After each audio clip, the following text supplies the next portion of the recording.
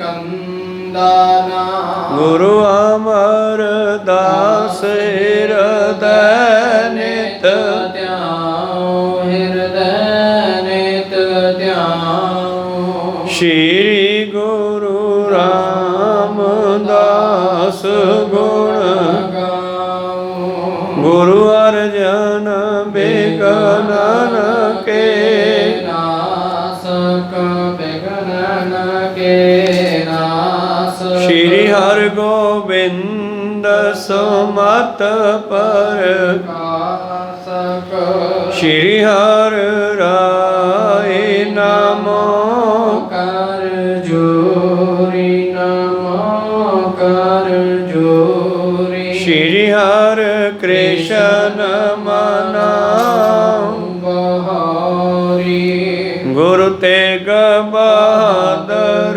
ਪਰਮ ਕਿਰਪਾਲਾ, ਪਰਮ ਕਿਰਪਾਲਾ। ਸ਼੍ਰੀ ਗੁਰੂ ਗੋਬਿੰਦ ਸਿੰਘ ਵਿਸਾਲਾ, ਤਰੋ ਤਰ ਪਰ ਪੁਨ ਪੁਨ ਸੀਸਾ ਪੁਨ ਪੁਨ ਸੀਸਾ। ਮੰਦੋਂ ਬਾਰ ਬਾਰ ਜਗਦੀਸਾ, ਏਕ ਓੰਕਾਰਾ ਸਤਿਗੁਰੂ ਤੇ ਪ੍ਰਸਾਦ। ਸਚ ਹੋਏ, ਵਾਹਿਗੁਰੂ ਜੀ ਕੀ ਫਤਿਹ ਹੈ। ਵਿਘਨ ਵਿਨਾਸ਼ਨ ਸੋਏ, ਵਾਹਿਗੁਰੂ ਜੀ ਕੀ ਫਤਿਹ ਹੈ। ਵਿਘਨ ਵਿਨਾਸ਼ਨ ਸੋਏ। ਦੋਹਰਾ ਇੱਕ ਦਿਨ ਆਪਣੇ ਨਿਕਟ ਹਕਾਰਾ, ਸ੍ਰੀ ਮੁਖ ਤੇ ਗੁਰ ਬਿਰਦਲ ਬਚਾਰਾ। ਸੁਨੋ ਨੀ ਕਰਾ ਦੇ ਹਮ ਭੇਟਾ, ਇਤ ਰਖ ਕਰ ਇੰਦਰਨ ਸਮੇਟ। ਵਾਹਿਗੁਰੂ ਜੀ ਕਾ ਖਾਲਸਾ, ਵਾਹਿਗੁਰੂ ਜੀ ਕੀ ਫਤਿਹ। ਆਓ ਗੁਰੂ ਪਿਆਰੇ, ਗੁਰੂ ਸਵਾਰੇ, ਸਤਸੰਗੀ ਜਣੋ, ਰੋਜ਼ਾਨਾ ਦੀ ਤਰ੍ਹਾਂ ਪਾਤਸ਼ਾਹ ਜੀ ਕੀ ਅਪਾਰ ਕਿਰਪਾ ਬਖਸ਼ਿਸ਼ ਦਾ ਸਦਕਾ ਪਿਛਲੇ ਪਹਿਰਾਂ ਦੇ ਦੀਵਾਨ ਸਜਾਉਂਦੇ ਹੋਏ ਆਪ ਜੀ ਗੁਰੂ ਚਰਨਾਂ ਵਿਖੇ ਹਾਜ਼ਰੀਆਂ ਲਵਾ ਰਹੇ ਹੋ। ਆਓ ਲੜੀਵਾਰ ਇਤਿਹਾਸ ਦੀ ਕਥਾ ਵਿਚਾਰ ਨਾਲ ਜੁੜਨਾ ਕਰੀਏ ਜੀ। ਆਪਾਂ ਵਿਚਾਰ ਸਰਵਣ ਕਰ ਰਹੇ ਸੀ ਉਹ ਬੱਚਾ ਜੋ ਆਨੰਦ ਸਿੰਘ ਜਿਸ ਦਾ ਨਾਮ ਹੈ। ਮਾਤਾ ਪਿਤਾ ਜੀ ਗੁਰੂ ਪਾਤਸ਼ਾਹ ਜੀ ਦੇ ਕਹਿਣ 'ਤੇ ਉਹਨਾਂ ਦੇ ਕੋਲ ਛੱਡ ਗਏ ਹਨ ਅਤੇ ਉਸ ਤੋਂ ਬਾਅਦ ਕੁਝ ਦਿਨਾਂ ਬਾਅਦ ਸਤਿਗੁਰਾਂ ਨੇ ਉਸ ਬੱਚੇ ਨੂੰ ਆਪਣੇ ਕੋਲ ਬੁਲਾਇਆ ਔਰ ਉਸ ਨੂੰ ਇਹ ਦੱਸਣ ਵਾਸਤੇ ਕਿ ਜੇ ਗ੍ਰਸਤੀ ਜੀਵਨ ਵਿੱਚ ਰਹਿਣਾ ਤੇ ਇੱਦਾਂ ਰਹਿਣਾ ਪਵੇਗਾ। ਜੇ ਤੂੰ ਭਾਈ ਵੈਰਾਗੀ ਹੋ ਗਿਆ, ਤੂੰ ਵਾਕਿਆ ਹੀ ਰੱਬ ਨੂੰ ਪਾਉਣ ਦੇ ਰਸਤੇ 'ਤੇ ਚੱਲਦਾ ਹੈ, ਤਾਂ ਫਿਰ ਤੈਨੂੰ ਇਉਂ ਕਰਨਾ ਪਵੇਗਾ। ਸਤਿਗੁਰੂ ਪਾਤਸ਼ਾਹ ਜੀ ਉਹਨੂੰ ਉਪਦੇਸ਼ ਦਿੰਦੇ ਹਨ ਜੋ ਕਿ ਆਪਣੇ ਵੀ ਸਾਰਿਆਂ ਲਈ ਹੈ। ਜੇ ਗ੍ਰਸਤੀ ਹੋਵੇ ਤਾਂ ਕਿਹੋ ਜਿਹਾ ਹੋਵੇ, ਜੇ ਰੱਬ ਵਾਲੇ ਪਾਸੇ ਚੱਲਦਾ ਤੇ ਫਿਰ ਕਿਹੋ ਜਿਹਾ ਹੋਵੇ। ਇਹ ਕਥਾ ਨੂੰ ਆਰੰਭ ਕਰਕੇ ਸਰਵਣ ਕਰਦੇ ਹਾਂ। ਉਸ ਤੋਂ ਪਹਿਲਾਂ ਆਪਣੀਆਂ ਅਤੇ ਦਾਸਾਂ ਦੀਆਂ ਗੁਰੂ ਚਰਨਾਂ ਵਿੱਚ ਲਵਾਓ ਹਾਜ਼ਰੀਆਂ। ਗੁਰੂ ਕਾ ਬਖਸ਼ਿਆ ਫਤਿਹ ਦਾ ਨਾਅਰਾ ਕਰੋ ਬੁਲੰਦ ਗੱਜ ਕੇ ਆਖੋ ਜੀ। ਵਾਹਿਗੁਰੂ ਜੀ ਕਾ ਖਾਲਸਾ, ਵਾਹਿਗੁਰੂ ਜੀ ਕੀ ਫਤਿਹ। ਦੋਹਰਾ ਇੱਕ ਦਿਨ ਆਪਣੇ ਨਿਕਟ ਹਕਾਰਾ, ਸ੍ਰੀ ਮੁਖ ਤੇ ਗੁਰ ਬਿਰਦਲ ਉਚਾਰਾ। ਇੱਕ ਦਿਨ ਧੰਨ ਧੰਨ ਸ੍ਰੀ ਗੁਰੂ ਗੋਬਿੰਦ ਸਿੰਘ ਮਹਾਰਾਜ ਜੀ ਨੇ ਫਿਰ ਸਮਾਂ ਦੇਖ ਕੇ ਉਸ ਬੱਚੇ ਆਨੰਦ ਸਿੰਘ ਨੂੰ, ਜਿਸ ਨੂੰ ਮਾਤਾ ਪਿਤਾ ਇੱਥੇ ਛੱਡ ਗਏ ਹਨ, ਆਪਣੇ ਕੋਲ ਬੁਲਾਇਆ ਹੈ ਤੇ ਬੜੇ ਪਿਆਰ ਨਾਲ ਕਹਿਣ ਲੱਗੇ ਜੀ। ਸੁਣੋ ਨੀ ਕਰਾ ਦੇ ਹਮ ਭੇਟਾ, ਇਤ ਰਖ ਕਰ ਇੰਦਰਨ ਸਮੇਟ। ਔਰ ਧੰਨ ਧੰਨ ਸ੍ਰੀ ਗੁਰੂ ਗੋਬਿੰਦ ਸਿੰਘ ਜੀ ਕਹਿੰਦੇ, ਪੁੱਤਰ ਤੂੰ ਸਾਨੂੰ ਭੇਟਾ ਦੇ ਵਿੱਚ ਮਿਲਿਆ ਤੇ ਆ ਤੈਨੂੰ ਅਸੀਂ ਆਪਣੀ ਸਿੱਖਿਆ ਦਿੰਦੇ ਹਾਂ, ਤੈਨੂੰ ਉਪਦੇਸ਼ ਦਿੰਦੇ ਹਾਂ। ਇਤ ਰੁਖ ਕਰ ਇੰਦਰੈਣ ਸਮੇਟ, ਭਾਵ ਧਿਆਨ ਇਕੱਠਾ ਕਰਕੇ ਸਾਡੀ ਗੱਲ ਸੁਣ। ਇੰਦਰੀਆਂ ਸਾਰੀਆਂ ਇਹ, ਔਰ ਜੇ ਤੁਸੀਂ ਇੱਥੇ ਗੱਲ ਸੁਣ ਰਹੇ ਹੋ, ਤੁਹਾਡੇ ਨੇਤਰ ਵੀ ਇੱਧਰ ਹੋਣੇ ਚਾਹੀਦੇ ਹੈ, ਕੰਨਾਂ ਦੇ ਵਿੱਚੋਂ ਸੁਣਨ ਦੀ ਗੱਲ ਵੀ ਇੱਧਰ ਹੋਣੀ ਚਾਹੀਦੀ ਹੈ, ਜੀਭ ਤਾਂ ਬੰਦ ਹੀ ਹੋਣੀ ਚਾਹੀਦੀ ਹੈ। ਜੇ ਤੁਸੀਂ ਬੈਠੇ ਇੱਥੇ ਹੋ, ਬਾਹਰੋਂ ਆਉਣ ਵਾਲੀ ਆਵਾਜ਼ ਕੰਨੀ ਧਿਆਨ ਦੇ ਤਾਂ ਫਿਰ ਸਾਡੀ ਗੱਲ ਨਹੀਂ ਸੁਣਨੀ। ਕੋ ਸਤਨਾਮ ਸ੍ਰੀ ਵਾਹਿਗੁਰੂ। ਜੇ ਤੁਸੀਂ ਗੱਲਾਂ ਕਰਨ ਲੱਗ ਪਏ ਤਾਂ ਵੀ ਨਹੀਂ ਸੁਣਨੀ। ਜੇ ਤੁਸੀਂ ਇੱਧਰ ਝਾਕਦੇ ਹੋਏ ਉੱਧਰ ਝਾਕਣ ਲੱਗੇ ਜਾਂ ਉੱਧਰ ਝਾਕਣ ਲੱਗੇ ਆਸੇ ਪਾਸੇ, ਫਿਰ ਵੀ ਸਮਝ ਨਹੀਂ ਆਉਣੀ। ਇਸ ਕਰਕੇ ਕਥਾ ਕੀਰਤਨ ਗੁਰਬਾਣੀ ਸੁਣਨ ਵੇਲੇ ਆਪਣੇ ਇਹਨਾਂ 9 ਦੁਆਰਿਆਂ ਨੂੰ ਸਮੇਟ ਕੇ ਭਾਵ ਧਿਆਨ ਇਕਾਗਰ ਕਰਕੇ ਹੀ ਸੁਣਨਾ ਚਾਹੀਏ। ਆ ਪੁੱਤਰ, ਤੈਨੂੰ ਮੈਂ ਇੱਕ ਉਪਦੇਸ਼ ਦਿੰਦਾ ਹਾਂ। ਬਾਹਰ ਕਰੋ ਜੇ ਮੋਹਰ ਅਵਲਾਖੀ, ਪ੍ਰਥਮ ਪਨ ਨਿਵਰਤ ਕੀ ਰਾਖੀ। ਔਰ ਮੈਂ ਤੈਨੂੰ ਪਹਿਲਾਂ ਇਹ ਗੱਲ ਦੱਸਦਾ ਹਾਂ, ਜਿਵੇਂ ਤੇਰੇ ਦਿਲ ਦੀ ਇੱਛਾ ਹੈ, ਅਭਿਲਾਸ਼ਾ ਹੈ ਕਿ ਮੈਂ ਦੁਨੀਆ ਤੋਂ ਵਿਰਾਗੀ ਹੋ ਜਾਵਾਂ, ਨਿਰਵਿਰਤ ਹੋ ਜਾਵਾਂ। ਨਿਰਵਿਰਤ ਹੋਣਾ ਕੋਈ ਸੌਖੀ ਜੀ ਗੱਲ ਨਹੀਂ, ਚੰਗੀ ਗੱਲ ਹੈ ਜੇ ਕੋਈ ਇਸ ਪਾਸੇ ਚੱਲੇ। ਪਰ ਗੁਰੂ ਨਾਨਕ ਦੇ ਘਰ ਵਿੱਚ ਗ੍ਰਸਤੀ ਜੀਵਨ ਨੂੰ ਪ੍ਰਧਾਨਤਾ ਦਿੱਤੀ ਗਈ ਹੈ, ਕਿਉਂਕਿ ਸਭ ਤੋਂ ਵੱਡਾ ਦੁਸ਼ਮਣ ਹੀ ਬੰਦੇ ਦਾ ਕਾਮ ਵਾਸ਼ਨਾ ਹੈ। ਕੋ ਸਤਨਾਮ ਸ੍ਰੀ ਵਾਹਿਗੁਰੂ। ਔਰ ਗ੍ਰਸਤੀ ਜੀਵਨ ਹੈ ਜਿਹੜਾ, ਇਹ ਪਰਮੇਸ਼ਰ ਵੱਲੋਂ ਵੀ ਪ੍ਰਮਾਣਿਤ ਹੈ। ਪਰਮੇਸ਼ਰ ਨੇ ਬਣਾਇਆ ਨਰਮਾਦਾ ਦੇ ਜੋੜੇ, ਏਕਾ ਨਾਰੀ ਜਤੀ ਹੋਏ ਪਰ ਨਾਰੀ ਧੀ ਭੈਣ ਵਖਾਣਾ। ਇਸ ਕਰਕੇ ਸਤਿਗੁਰੂ ਪਾਤਸ਼ਾਹ ਕਹਿੰਦੇ, ਚੱਲ ਪਹਿਲਾਂ ਤੇਰੀ ਇੱਛਾ ਮੁਤਾਬਕ ਗੱਲ ਕਰਦੇ ਹਾਂ। ਤੂੰ ਫਕੀਰ ਬਣਨਾ ਚਾਹੁੰਦਾ ਹੈ, ਉਦਾਸ ਹੋ ਗਿਆ ਸੰਸਾਰ ਤੋਂ।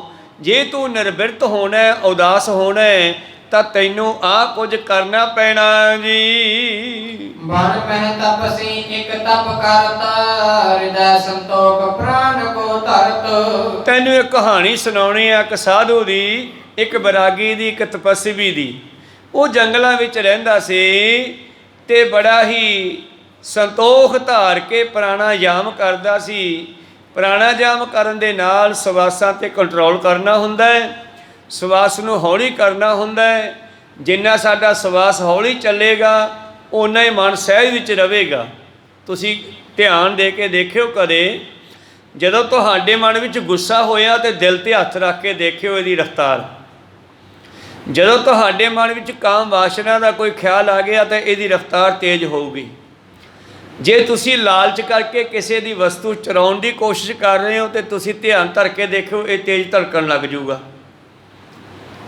ਇਸ ਕਰਕੇ ਜਦੋਂ ਇਹ ਵਿਕਾਰਾਂ 'ਚ ਹੁੰਦਾ ਉਦੋਂ ਤੇਜ਼ ਧੜਕਦਾ। ਜਿੰਨਾ ਇਹ ਤੇਜ਼ ਧੜਕਦਾ ਓਨੀ ਸਾਡੀ ਜ਼ਿੰਦਗੀ ਜਲਦੀ ਖਤਮ ਹੁੰਦੀ ਹੈ। ਇਸ ਕਰਕੇ ਸਾਧੂ ਜੋਗੀ ਆਪਣੀ ਜ਼ਿੰਦਗੀ ਨੂੰ ਸੁੰਦਰ ਬਣਾਉਣ ਵਾਸਤੇ ਪ੍ਰਾਣਾਯਾਮ ਕਰਦੇ ਆ। ਪ੍ਰਾਣਾਯਾਮ ਜਿਹੜਾ ਹੈ ਕੇਵਲ ਸਰੀਰ ਤੱਕ ਸੀਮਤ ਹੈ। ਪ੍ਰਾਣਾਯਾਮ ਤਾਂ ਸਾਡਾ ਸੰਪੂਰਨ ਹੁੰਦਾ ਹੈ ਜੀ ਉਹਦੇ ਨਾਲ ਗੁਰ ਦਾ ਮੰਤਰ ਵੀ ਜੋੜਿਆ ਜਾਵੇ। ਜਿਵੇਂ ਰਾਜਾ ਭਰਥਰੀ ਪ੍ਰਾਣਾਯਾਮ ਤਾਂ ਕਰਦਾ ਸੀਗਾ ਪਰ ਉਹਨੂੰ ਸ਼ਾਂਤੀ ਨਹੀਂ ਸੀ ਆਈ, ਆਨੰਦ ਨਹੀਂ ਸੀ ਆਇਆ। ਧੰਨ ਗੁਰੂ ਨਾਨਕ ਦੇਵ ਜੀ ਨੇ ਉਸ ਦੇ ਨਾਮ ਦੇ ਨਾਲ ਫਿਰ ਪ੍ਰਾਣਾਯਾਮ ਦੇ ਨਾਲ ਪਰਮੇਸ਼ਰ ਦਾ ਨਾਮ ਜੋੜਿਆ। ਕਹਿੰਦੇ ਨਾਲ ਆ ਜਪ। ਤੋ ਵਾਹਿਗੁਰੂ ਨੂੰ ਜਦੋਂ ਅਸੀਂ ਸਵਾਸਾਂ ਨਾਲ ਜੋੜ ਕੇ ਜਪਾਂਗੇ ਤਾਂ ਚਾਰਾਂ ਅੱਖਰਾਂ ਨੂੰ 4 ਹਿੱਸਿਆਂ 'ਚ ਵੰਡ ਕੇ ਵਾਹ, ਹੇ, ਗੋ ਤੇ ਰੂ, ਜਦੋਂ ਇਸ ਤਰ੍ਹਾਂ ਜਪਾਂਗੇ ਤੇ ਸਵਾਸ ਨਾਲ ਜੁੜ ਕੇ ਜਪਾਂਗੇ। ਜਿਵੇਂ ਇੱਕ ਵਾਰੀ ਸਮਝ ਲਓ, ਵਾਹੇ ਗੁਰੂ, ਵਾਹੇ ਗੁਰੂ, ਵਾਹੇ ਗੁਰੂ, ਵਾਹੇ ਗੁਰੂ। ਨਾਲ ਤਾਂ ਸਵਾਸਾਂ ਨਾਲ ਜੁੜ ਕੇ ਪ੍ਰਾਣਾਯਾਮ ਹੋ ਗਿਆ ਤੇ ਨਾਲੇ ਜਪਿਆ ਗਿਆ ਮੰਤਰ। ਤੇ ਮੰਤਰ ਨੇ ਸਾਡਾ ਪ੍ਰਾਣਾਯਾਮ ਦਾ ਜਿਹੜਾ ਲਾਭ ਦੇਣਾ ਸਾਨੂੰ। ਜਦੋਂ ਅਸੀਂ ਵਾਹ ਉੱਚੀ ਆਵਾਜ਼ 'ਚ ਕਹਿੰਦੇ ਹਾਂ ਤੇ ਜਿਹੜੀ ਅੰਦਰ ਫੇਫੜਿਆਂ 'ਚ ਹਵਾ ਪਈ ਹੈ ਉਹ ਅਸੀਂ ਖਾਲੀ ਕਰਤੀ, ਲੰਮਾ ਵਾਹ ਕਹਿ ਕੇ। ਫਿਰ ਆਇਆ ਹੇ ਦੀ ਵਾਰੀ ਤੇ ਹੇ ਜਦੋਂ ਅਸੀਂ ਕਹੀ ਤੇ ਸਾਡਾ ਧਿਆਨ ਜਿਹੜਾ ਹੈ ਦੋਨਾਂ ਫੇਫੜਿਆਂ ਦੇ ਵਿਚਾਲੇ ਛਾਤੀ 'ਚ ਆ ਗਿਆ। ਔਰ ਇੱਥੇ ਆਉਂਦਿਆਂ ਅਸੀਂ ਫਿਰ ਗੱਗੇ 'ਤੇ ਪਹੁੰਚੇ ਗੋ। ਤਾਂ ਜਿਹੜੀ ਬਚੀ ਹੋਈ ਹਵਾ ਸੀ ਉਹ ਅਸੀਂ ਬਾਹਰ ਕੱਢਣੀ ਸ਼ੁਰੂ ਕੀਤੀ ਤੇ ਰੂਹ ਦੇ ਨਾਲ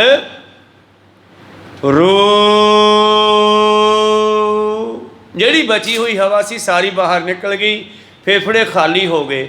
ਜਦੋਂ ਇਹ ਇੱਕਦਮ ਖਾਲੀ ਹੋ ਗਏ ਤੇ ਤੁਸੀਂ 1-2 ਸਕਿੰਟ 4 ਸਕਿੰਟ ਰੁਕੋਗੇ, ਇੱਥੋਂ ਹਵਾ ਦੁਬਾਰੇ ਪੈ ਜੂਗੀ ਨਵੀਂ।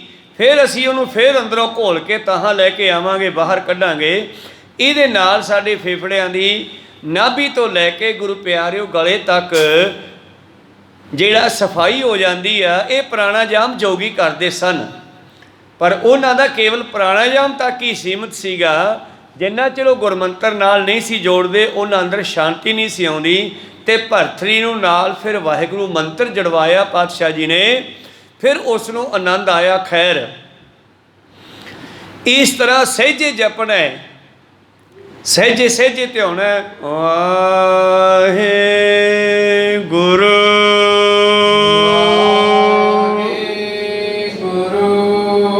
ਜੋ ਰੂ ਕਹਿਣਾ ਤੇ ਬੁੱਲਾਂ ਨੂੰ ਥੋੜੇ ਇੰਨੇ ਕੁ ਬੰਦ ਕਰ ਲੈਣੇ ਆ ਜਿਵੇਂ ਸ਼ੰਖ ਦੀ ਆਵਾਜ਼ ਆਊਗੀ। ਵਾਹਿਗੁਰੂ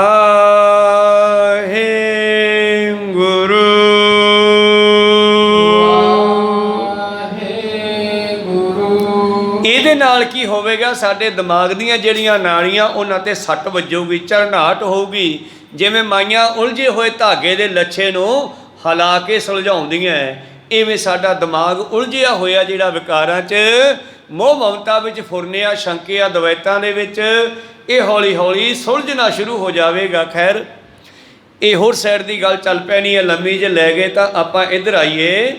ਪਾਤਸ਼ਾਹ ਕਹਿੰਦੇ ਉਹ ਤਪਸਵੀ ਜੰਗਲ ਵਿੱਚ ਬੈਠ ਕੇ ਬੜਾ ਹੀ ਪ੍ਰਾਣਾਯਾਮ ਜੁੜਿਆ ਕਰਿਆ ਕਰਦਾ ਸੀ। ਬੜ ਮਹਿ ਤਪਸੀ ਇੱਕ ਤਪ ਕਰਤਾ, ਹਿਰਦੈ ਸੰਤੋਖ ਪ੍ਰਾਨ ਕੋ ਤਰਤਾ। ਜੰਗਲ ਵਿੱਚ ਬੈਠਾ ਹੋਇਆ ਇਹ ਤਪਸਵੀ ਬੜੇ ਸੰਤੋਖ ਦੇ ਨਾਲ ਰਹਿ ਕਰਕੇ ਨਾਮ ਜਪਦਾ ਸੀ, ਪ੍ਰਾਣਾਯਾਮ ਕਰਦਾ ਸੀ। ਕੁਟੀ ਮਹਿ ਬੈਸਾ, ਦੇਤ ਨਾਰ ਨਰ ਅਚਵਹਿ ਤੈਸਾ। ਔਰ ਆਪਣੀ ਕੁਟੀਆ ਵਿੱਚ ਹੀ ਬੈਠਾ ਰਹਿੰਦਾ ਸੀ, ਕੁਟੀਆ ਚੋਂ ਬਾਹਰ ਨਹੀਂ ਸੀ ਜਾਂਦਾ। ਨਗਰ ਦੇ ਲੋਕਾਂ ਨੂੰ ਪਤਾ ਲੱਗਿਆ ਕਿ ਪਿੰਡ ਦੇ ਬਾਹਰ ਫਿਰਨੀ ਤੇ ਕੋਈ ਸਾਧੂ ਬੈਠੇ ਤੇ ਗ੍ਰਸਤੀ ਦਾ ਧਰਮ ਹੈ, ਉਹਨਾਂ ਦੀ ਸੇਵਾ ਕਰਨੀ, ਜਲ ਪਾਣੀ ਛਕਾਉਣਾ। ਤਾਂ ਨਗਰ ਨਿਵਾਸੀਆਂ ਨੇ ਉਹਨੂੰ ਪ੍ਰਸ਼ਾਦਾ ਪਾਣੀ ਜੈਸਾ ਵੀ ਬਣਨਾ ਦੇ ਜਾਣਾ ਜੀ। ਆਪ ਬਾਤ ਕੈ ਸਵਾਦ ਕੋ ਸਵਾਦ, ਚੌਨ ਸਾਗ ਦੁੱਧ ਕੈ ਦਦ ਆਦ। ਹਾਂ, ਥੋੜਾ ਬਹੁਤਾ ਸਵਾਦਲਾ ਬੇਸਵਾਦ। ਘਰ ਦੇ ਵਿੱਚ ਤਾਂ ਕਹਿੰਦੇ ਨੂਣ ਘੱਟ ਹੈ, ਮਿਰਚਾਂ ਘੱਟ ਹੈ, ਫਿਰ ਸਾਧ ਬਣ ਕੇ ਨੂਣ ਮਿਰਚਾਂ ਨਹੀਂ ਦੇਖੀਆਂ ਜਾਂਦੀਆਂ। ਕੋ ਸਤਨਾਮ। ਕਈ ਲਾਲਚੀ ਸਾਧ ਵੀ ਹੁੰਦੇ ਆ, ਛੋਟੀ ਜੀ ਗੱਲ ਹੈ। ਇੱਕ ਸਾਧ ਕਿਸੇ ਮਾਤਾ ਦੇ ਘਰੇ ਬੈਠ ਗਿਆ, ਉਹ ਮਾਤਾ ਛਕਾਉਣ ਲੱਗੀ ਤੇ ਗੁਰੂ ਪਿਆਰਿਓ ਜਦ ਦੁੱਧ ਛਕਾਉਣ ਲੱਗੀ ਤੇ ਉਸ ਦੇ ਵਿੱਚ ਮਲਾਈ ਸੀ, ਤੇ ਮਲਾਈ ਦੇਖ ਕੇ ਕਹਿਣ ਲੱਗਿਆ, ਆਉਣ ਦੇ ਮਾਈ ਸਣੇ ਮਲਾਈ, ਸਾਧਾਂ ਨੂੰ ਕੀ ਸਵਾਦਾਂ ਤਾਈ। ਤੇ ਮਾਈ ਨੇ ਉਸ ਦੁੱਧ ਵਿੱਚ ਥੋੜੀ ਜਿਹੀ ਤੂੜੀ ਪਾ ਲਈ। ਕੋ ਸਤਨਾਮ ਸੀ। ਕਹਿੰਦੀ ਲੈ ਫਿਰ ਜੇ ਨਹੀਂ ਸਵਾਦ ਲੈਣਾ ਤਾਂ ਚੱਕ ਫਿਰ। ਤੇ ਸਾਧ ਵੀ ਅੱਗੋਂ ਤੇਜ਼ ਸੀਗਾ, ਉਹਨੇ ਅੱਗੇ ਮੁੱਛਾਂ ਕਰਕੇ ਪੀ ਲਿਆ। ਕੋ ਸਤਨਾਮ ਸੀ। ਇਸ ਕਰਕੇ ਜਿਹੜਾ ਸਾਧ ਬਣ ਗਿਆ ਨਾ, ਉਹ ਫਿਰ ਸਵਾਦ ਨਾ ਦੇਖੇ। ਜੇ ਸਵਾਦ ਵੇਖਣੇ ਫਿਰ ਗ੍ਰਸਤੀ ਬਣ ਜਾ, ਫਿਰ ਘਰ ਵਾਲੀ ਤੋਂ ਜਿਹੋ ਜਿਹੇ ਮਰਜ਼ੀ ਬਣਵਾ ਕੇ ਭੋਜਨ ਖਾ। ਪਾਤਸ਼ਾਹ ਜੀ ਕਹਿੰਦੇ ਕੋਈ ਸਵਾਦਲਾ ਦੇ ਗਿਆ, ਕੋਈ ਕੱਚਾ ਪਹਿਲਾ, ਕੋਈ ਬੇਸਵਾਦਾ ਦੇ ਗਿਆ, ਜਿਹੋ ਜਿਹਾ ਘਰੇ ਬਣਾਉਣਾ ਆਉਂਦਾ ਉਹੇ ਜਿਹਾ ਹੀ। ਕੋਈ ਚੋਣ, ਕੋਈ ਮਿੱਠਾ ਦੇ ਗਿਆ, ਕੋਈ ਆਟਾ ਦੇ ਗਿਆ, ਕੋਈ ਸਾਗ ਸਬਜ਼ੀ ਦੇ ਗਿਆ, ਕੋਈ ਦੁੱਧ ਦਹੀਂ ਦੇ ਗਿਆ। ਦਇਓ ਦਹੀਂ ਕੋ ਲਖ ਸੋ ਖਾਏ, ਪ੍ਰਾਨ ਅਪਾਨ ਸੋ ਜੋਗ ਕਮਾਏ। ਕਾਫੀ ਸਮਾਂ ਆਪਣੀ ਕੁਟੀਆ 'ਚ ਰਿਹਾ, ਲੋਕਾਂ ਦੀਆਂ ਦਿੱਤੀਆਂ ਹੋਈਆਂ ਜੋ ਕੋਈ ਦੇ ਗਿਆ ਉਹਦੇ ਨਾਲ ਢਿੱਡ ਭਰ ਲੈਂਦਾ, ਤੇ ਪ੍ਰਾਣਾਯਾਮ ਪਾਨ ਅਪਾਨ ਆਦਿ ਯੋਗ ਸਾਧਨਾ ਕਰਦਾ ਰਹਿੰਦਾ ਜੀ। ਸਬਦ ਤੇ ਵਸਾ ਦਵਾਸ ਭੇਦ ਅਨਾਦ ਸੁਣ ਕੈ, ਸਮਝ ਸਕਲ ਇੱਕ ਚਿਤ ਭਾਗੁਨ ਕੈ। ਔਰ ਧਿਆਨ ਦੇ ਮੇਰੇ ਵੱਲ, ਤੈਨੂੰ ਮੈਂ ਪ੍ਰਾਣਾਯਾਮ ਦੇ ਇਹ 12 ਭੇਦ ਜਿਹੜੇ ਹਨ ਸਾਧ ਬਣਨ ਦੇ, ਵਿਰਾਗੀ ਦੇ ਦੱਸਣੇ ਕਰਦਾ ਹਾਂ, ਜਿਸ ਦੇ ਨਾਲ ਸਾਡੇ ਅਨਾਹਦ ਇਹ ਜਿਹੜੇ 6 ਚੱਕਰ ਹੈ ਇਹ ਖੁੱਲ੍ਹਦੇ ਹਨ। ਔਰ ਇਸ ਤਰ੍ਹਾਂ ਉਹ ਇੱਕ ਚਿੱਤ ਹੋ ਕੇ ਇਹਨਾਂ ਨੂੰ ਸਿੱਧੇ ਕਰਨ ਤੇ ਲੱਗਿਆ ਹੋਇਆ ਸੀ। ਸਬਦ ਦਿਲ ਸਭੀ ਤੇ ਇੱਕ ਬਾਰ, ਕਿਤ ਤੇ ਪਹੁੰਚਾ ਨਹੀਂ ਆਹਾਰ। ਤੋ ਇੱਕ ਵਾਰ ਇਹ ਸਿਮਰਨ ਵਿੱਚ ਬੈਠਾ, ਇੱਕ ਵਾਰ ਐਸੀ ਪਰਮੇਸ਼ਰ ਨੇ ਪਿੰਡ ਵਾਲਿਆਂ ਦੀ ਦਿਮਾਗ ਘੁਮਾ ਦਿੱਤਾ। ਇੱਕ ਹਫ਼ਤਾ ਕੋਈ ਪ੍ਰਸ਼ਾਦਾ ਹੀ ਨਾ ਦੇ ਕੇ ਗਿਆ। ਸੁਨੋ ਨੀਗਰਾ ਤਪਿ ਵਿਚਾਰਾ, ਮੁਝ ਪਰ ਕੋਪ ਭਇਓ ਕਰਤਾਰਾ। ਪਰਮੇਸ਼ਰ ਪ੍ਰੀਖਿਆ ਵੀ ਲੈਂਦਾ, ਫਿਰ ਦੇਖਦਾ ਭਲਾ ਕਿੰਨਾ ਖੜਾ ਹੈ ਆਪਣੇ ਆਪੇ ਤੇ। ਤਾਂ ਗੁਰੂ ਪਿਆਰਿਓ, ਜਦੋਂ ਪਰਮੇਸ਼ਰ ਨੇ ਪਿੰਡ ਵਾਲਿਆਂ ਦੀ ਮਤ ਘੁਮਾ ਦਿੱਤੀ, ਕਿਉਂਕਿ ਆਪਾਂ ਸਾਰੇ ਉਹਦੇ ਹੁਕਮ 'ਚ ਹੀ ਚੱਲਦੇ ਹਾਂ। ਉਹ ਹੁਕਮ ਕਰਦਾ ਤੇ ਗੁਰੂ ਘਰ ਆ ਗਏ, ਹੁਕਮ ਕਰੇਗਾ ਤੇ ਘਰੇ ਚੱਲ ਜਾਵਾਂਗੇ। ਕਹੋ ਸਤਨਾਮ ਸ੍ਰੀ ਵਾਹਿਗੁਰੂ। ਔਰ ਜੋ ਕਿਸੇ ਨੂੰ ਲੈਣਾ ਦੇਣਾ ਹੈ ਇਹ ਵੀ ਉਹਦੇ ਹੁਕਮ ਦੇ ਅੰਦਰ ਹੀ ਚੱਲਦਾ ਹੈ।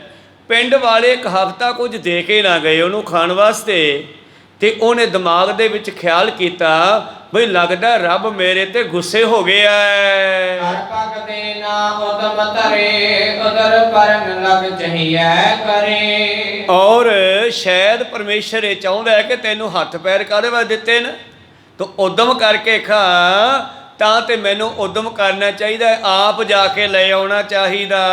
ਔਰ ਮੈਂ ਫਿਰ ਭਿਸ਼ ਕਰੀ ਹੈ ਕੋਏ, ਸੁਰ ਪੀ ਬੈਠਦੇ ਤਾਂ ਦੁਖ ਹੋਏ। ਕਹਿਣ ਲੱਗੇ ਬੰਦੇ ਨੂੰ ਮਿਹਨਤ ਕਰਨੀ ਚਾਹੀਦੀ ਹੈ। ਪਹਿਲੀ ਗੱਲ ਤਾਂ ਸਭ ਤੋਂ ਵੱਡਾ ਕਿਰਤੀ ਨੂੰ ਕਿਹਾ ਗਿਆ ਪਾਤਸ਼ਾਹ ਜੀ ਨੇ, ਕਿਰਤ ਕਰੋ, ਨਾਮ ਜਪੋ, ਵੰਡ ਛਕੋ। ਚਲੋ ਸਾਧ ਵੀ ਬਣਦੇ ਹੈ, ਸੰਸਾਰ ਦੇ ਵਿੱਚ ਵੈਰਾਗੀ ਵੀ ਪੈਦਾ ਹੁੰਦੇ ਹੈ।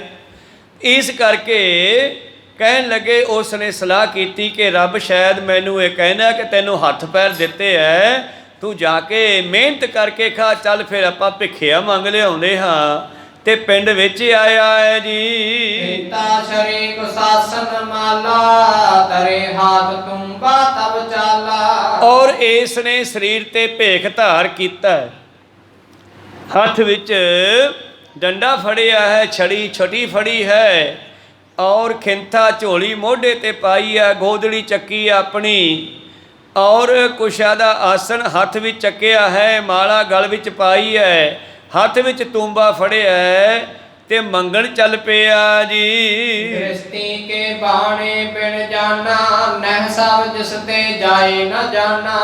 ਔਰ ਸਾਧ ਨੂੰ ਗ੍ਰਸਤੀ ਦੇ ਘਰੇ ਅਗਰ ਮੰਗਣ ਜਾਣਾ ਤੇ ਪੂਰੇ ਆਪਣੇ ਜਿਹੜੇ ਵੀ ਧਰਮ ਦੇ ਵਿੱਚ ਆ ਉਹ ਬਾਣਾ ਪਾਉਣਾ ਚਾਹੀਦਾ। ਮੇਰੇ ਇਸ ਬਾਣੇ ਦੀ ਗੱਲ ਤੋਂ ਯਾਦ ਆ ਗਈ, ਬਾਹਰਲੇ ਦੇਸ਼ ਕੋਈ ਰਾਗੀ ਸਿੰਘ ਜਾਂ ਕੋਈ ਉਹਨਾਂ ਨੇ ਬਹੁਤ ਸੁੰਦਰ ਕੀਰਤਨ ਕੀਤਾ, ਤੇ ਉੱਥੋਂ ਦੇ ਵਾਸੀ ਕੋਈ ਬੀਬੀ ਜਿਹੜੀ ਸੀ ਉਸ ਨੂੰ ਕੀਰਤਨ ਬੜਾ ਹੀ ਪਸੰਦ ਆਇਆ, ਕਈ ਦਿਨ ਸੁਣਦੀ ਰਹੀ।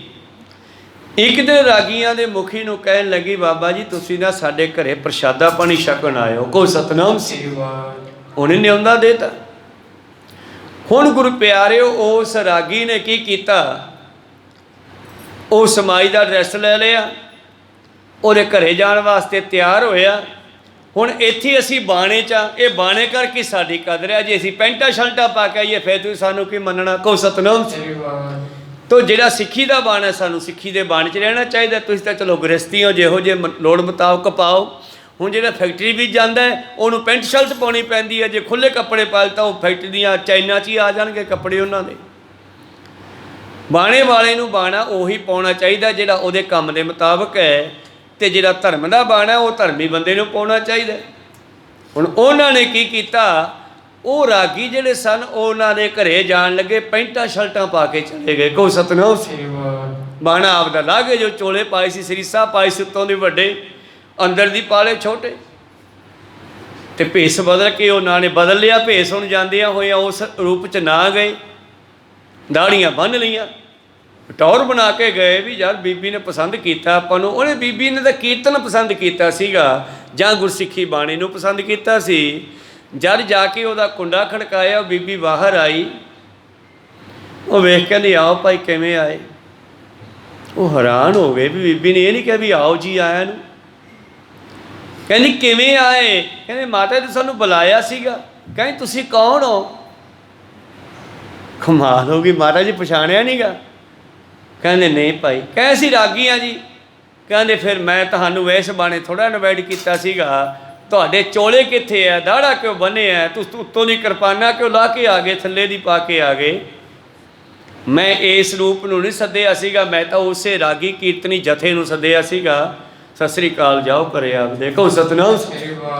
ਬੰਦੇ ਨੂੰ ਜਿਹੜੇ ਧਰਮ ਦੇ ਵਿੱਚ ਆ ਗਏ ਉਹ ਧਰਮ ਦਾ ਭੇਖ ਨਹੀਂ ਬਦਲਣਾ ਚਾਹੀਦਾ। ਪਾਤਸ਼ਾਹ ਕਹਿੰਦੇ ਸਿੱਖਾ ਜੇ ਉਹ ਸਾਧ ਹੈ ਤੇ ਆਪਣੇ ਸਾਧ ਬਾਣੇ ਵੀ ਜੀ ਗ੍ਰਸਤੀ ਦੇ ਬਾੜ 'ਚ ਜਾਵੇ, ਬਿਨਾ ਬਾਣੇ ਤੋਂ ਨਾ ਜਾਵੇ।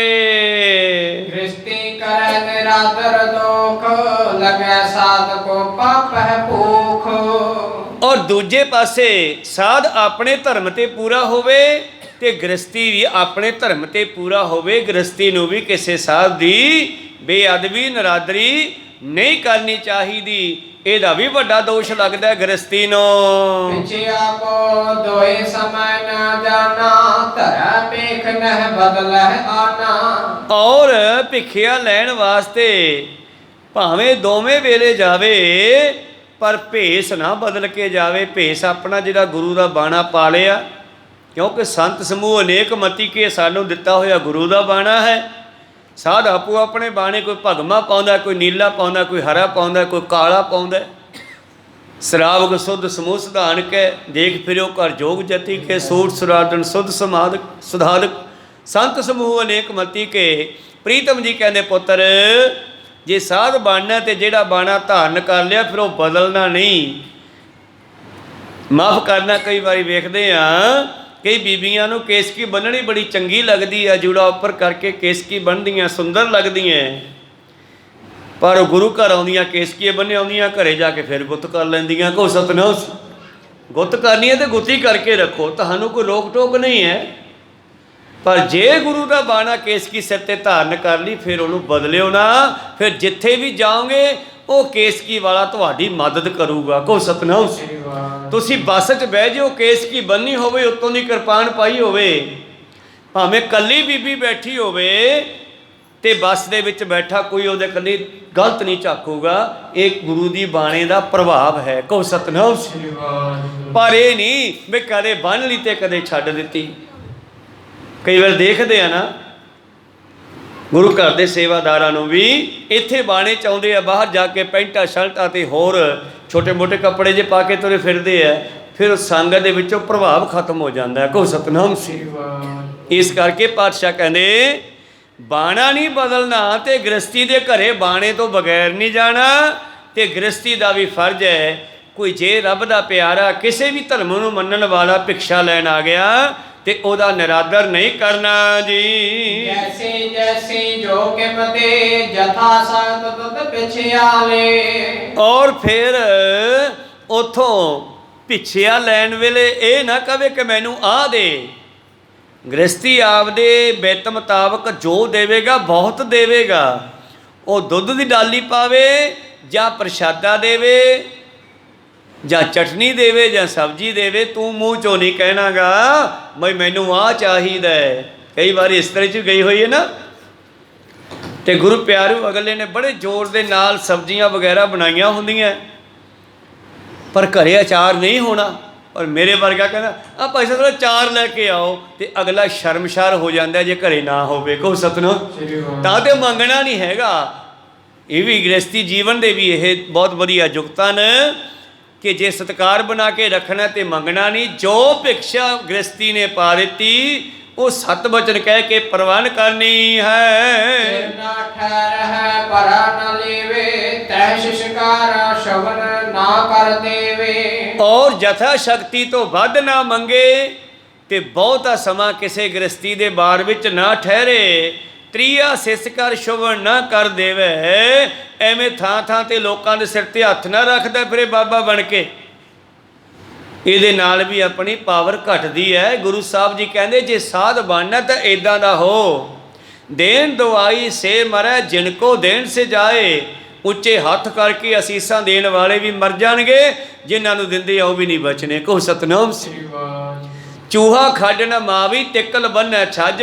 ਆਪ ਤਾਂ ਮੁਕਤ ਹੋ ਨਹੀਂ ਸਕਦਾ, ਤੇ ਪਿੱਛੇ ਜਨਤਾ ਦਾ ਛੱਜ ਬਣ ਲਿਆ, ਉਹਨਾਂ ਨੂੰ ਕਿਵੇਂ ਲੈ ਕੇ ਜਾਵੇਗਾ। ਉਸ ਸੱਪ ਦੀ ਨਿਆਈ ਜਿਹੜਾ ਛੇਵੇਂ ਪਾਤਸ਼ਾਹ ਦੇ ਚਰਨਾਂ 'ਚ ਪਿਆ ਸੀ, ਜਾ ਕੇ ਕਹਿੰਦਾ ਮਹਾਰਾਜ ਬਖਸ਼ ਲਓ, ਤੇ ਪਾਤਸ਼ਾਹ ਨੇ ਉਹਦੀ ਮੁਕਤੀ ਕੀਤੀ। ਤੇ ਉਹਨੂੰ ਲੱਗੀਆਂ ਕੀੜੀਆਂ ਵੀ ਮਰ ਗਈਆਂ। ਪੁੱਛਿਆ ਰੂਹ ਨੂੰ ਕੌਣ ਹੈ ਤੂੰ? ਕਹਿੰਦਾ ਮੈਂ ਪਖੰਡੀ ਸਾਧ ਹਾਂ, ਨਾ ਨਾਮ ਜਪਿਆ ਸੀ ਕਦੇ, ਬਸ ਜਨਤਾ ਦੀ ਮਾਇਆ ਇਕੱਠੀ ਕੀਤੀ ਤੇ ਹੜੱਪਣੀ ਕੀਤੀ, ਖਾਣੀ ਕੀਤੀ। ਨਾ ਇਹਨਾਂ ਦੀ ਮੁਕਤੀ ਕਰ ਸਕਿਆ ਤੇ ਨਾ ਮੇਰੀ ਹੋਈ। ਸ਼ੁਕਰ ਹੈ ਅੱਜ ਗੁਰੂ ਨਾਨਕ ਦੇ ਘਰ ਦਾ ਰਾਹ ਲੱਭਿਆ। ਕਹੋ ਸਤਨਾਮ। ਖੈਰ ਮਨੋਬਿਰਤੀਆਂ ਉੱਥੇ ਰੱਖੀਏ।